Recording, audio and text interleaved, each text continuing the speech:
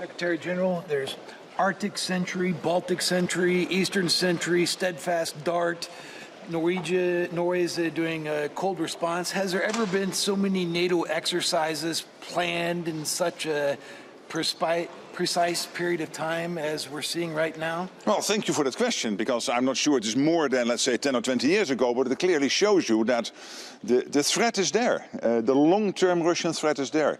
And we should not be naive, by the way, about China. And when it comes to the Arctic, it is not only Russia. It is also China. We know that sea lanes are opening up, so we have to defend the Arctic and bring together all these various initiatives. And then charting a way ahead, making sure that we identify the gaps which are there, and then making sure that we can fill the gaps, and taking into account all the latest technologies through our Allied Command transformation. There's exactly evidence that NATO as a whole, the US, Canada, the European allies, are working hand in hand together to make sure that we defend every inch of NATO territory. What I discussed in Davos, but also what we discussed within Europe with our partners in Canada, our allies in Canada and the United States, is that we have to defend the Arctic. This is Greenland, but also the whole Arctic.